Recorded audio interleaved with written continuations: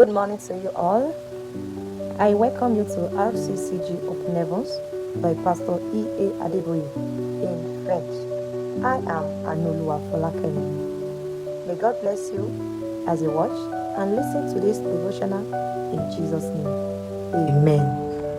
Aujourd'hui, vendredi le 6 février, le titre est Préservez votre liberté, part 1. Préservez votre liberté, part 1. Mémorisez Ephésiens 5, verset 11.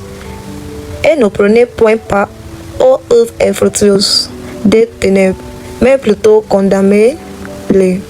Et ne prenez point part aux œuvres infructueuses des ténèbres, mais plutôt condamnez-les. Ephésiens 5, verset 11. Lisez Jean 5, verset 5 à 14. Jean 5, verset 5 à 14. Le message. Quand Dieu proclame la délivrance, il dit de compromettre le diable. Laisse partir tes esclaves. Et si tu ne le fais pas, je m'occuperai de toi. Le diable n'est pas d'autre choix que d'obéir immédiatement. Si vous savez subir une quelconque forme d'attaque satanique, que ce soit l'oppression, la répression, la vexation, l'oppression ou la possession, je décrète cette saison, votre saison de liberté totale. Au nom au-dessus de tous les autres noms, commencez à marcher dans la liberté. Aujourd'hui, je voudrais aborder la manière dont une personne peut demeurer délivrée des attaques du diable et continuer à marcher dans la liberté. Bien que la délivrance de la servitude satanique n'exige aucun paiement monétaire, elle a un coût. Le premier prix qu'une personne doit payer pour marcher dans la liberté est un abandon total à Jésus. Malgré le long temps qu'il avait passé dans la folie, le démoniaque de Gadara s'est abandonné à Jésus. Il aspirait à la liberté et le jour où il a vu celui qui pouvait le libérer, il a couru vers lui, s'est abandonné et a reçu sa guérison. Marc 5, verset 1 à 20. De même, vous devez vous abandonner complètement à Jésus si vous voulez continuer à marcher dans la liberté. Vous ne pouvez pas rester dans le camp du diable et vous attendre à être libéré de la servitude. Vous ne pouvez pas céder à ces tentations et vous attendre à ce qui reste loin de vous.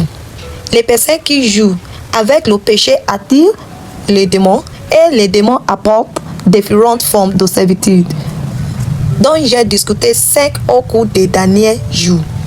Dans la lecture biblique d'aujourd'hui, Jésus a guéri un homme qui souffrait d'une infirmité depuis 38 ans.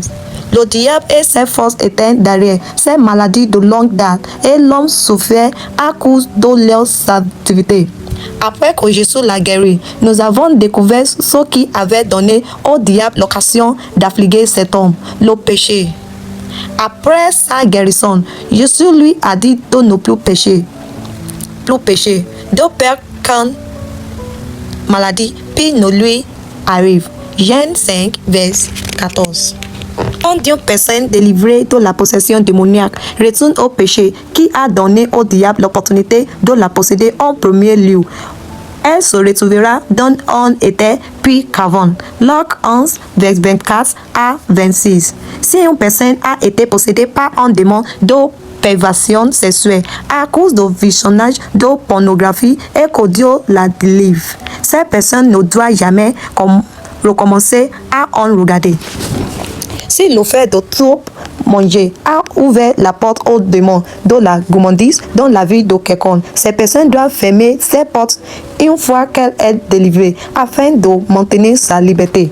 Bien-aimé, Jésus a payé le prix de votre délivrance, mais il est de votre responsabilité de préserver votre liberté. Point d'action.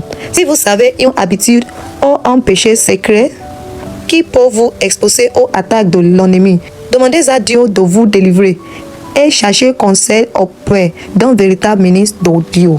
Thank you for joining us. God bless you.